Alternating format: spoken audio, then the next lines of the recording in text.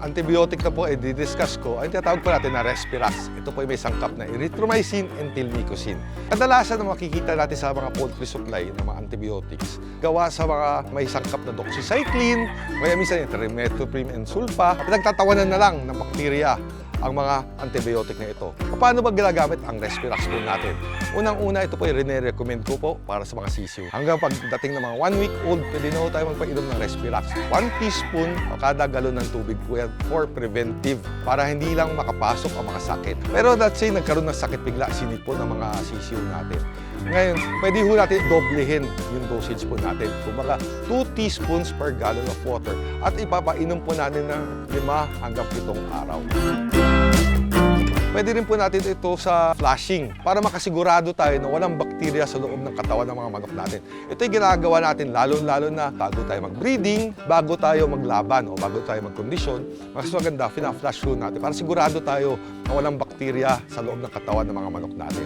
Ang babaraan ng pagbibigay ng flushing ay kahit 1 teaspoon per gallon of water din po yan. Kahit ibigay natin ng 3 araw. Kung sa 21 days conditioning, mas maganda po magbigay tayo sa 21 days, sa 20th day, and sa 19th day, pasigurado tayo sa araw ng laban po natin, ang mga manok natin na walang mga bakterya na nagkukos ng mga sipon, halak.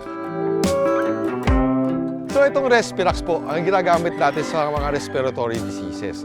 So ano ba itong mga respiratory diseases na makikita sa ating mga manukan? Sa mga sisiyo, kadalasan ang unang makikita natin mga sakit ay tinatawag natin na infectious coryza o yung tinatawag natin na pisik na sipon. Anong mga simptomas nito? Pakindat-kindat po yan, maya-maya medyo may bula-bula sa mata, after a while namamaga na yung mata. Pag lumala ito, okay, nangyayari, sumasara na yung mata ng manok natin. Wala na ako tayong magagawa kung hindi ikal na lang ito.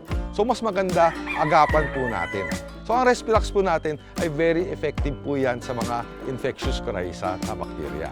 Yung paraan po ng pagbibigay nito, 2 teaspoons per gallon of water natin ibibigay ito. At ibibigay po natin ng 5 hanggang 7 araw. For preventive purposes naman po, kahit 1 teaspoon per gallon of water at bigay natin 3 araw, mas makakasigurado tayo na kahit paano protektado ang mga sisiw natin.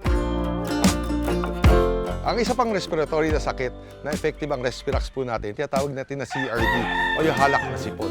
Ito yung simptomas ito, maririnig natin. Yung parang may plema ang mga sisiw natin o kaya mga manok natin na let's say, mga stags na spinaring natin bigla. Makita mo, medyo ito yung mga nangingitim yung muka.